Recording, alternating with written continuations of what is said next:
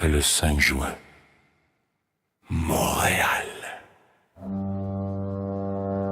Un lieu oublié, mais jamais vraiment en paix. Le cimetière Saint-Antoine.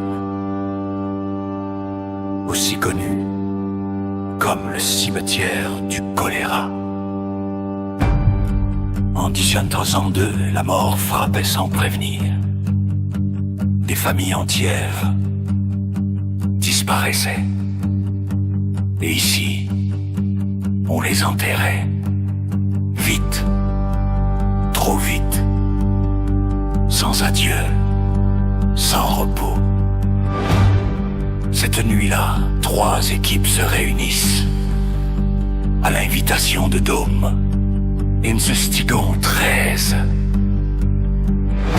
Avec lui, Steph, Véronique de Paramystère, Alex de Noctis Ténébris, et plus tard, Nini. Mais personne n'était prêt à ce qui allait suivre. Dôme connaissait cet endroit. Des années de marche hantée, des enquêtes, encore et encore. Mais cette nuit, c'était différent. Première zone.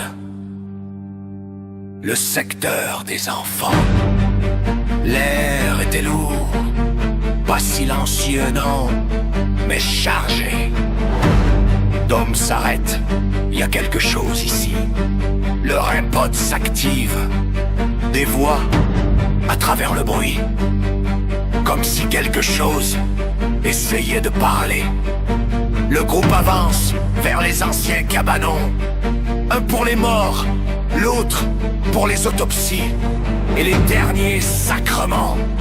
Dôme explique, puis ajoute: ici, certains ressentent la mort.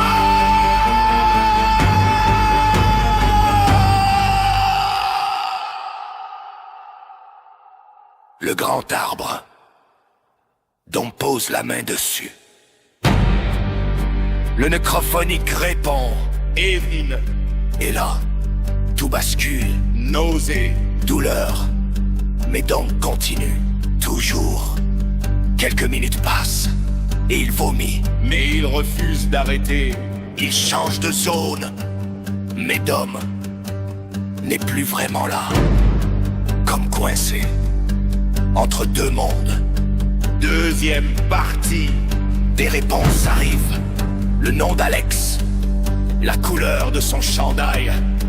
Quelque chose les observe.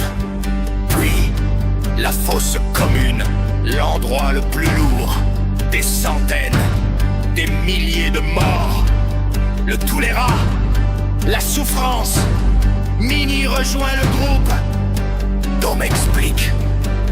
Mais soudain, la douleur revient. Estomac. Aïe. Respiration coupée. Il le sent. Ce n'est pas lui. On lui fait vivre la fin d'un autre. Il court, tombe à genoux, les fournis. Les autres accourent.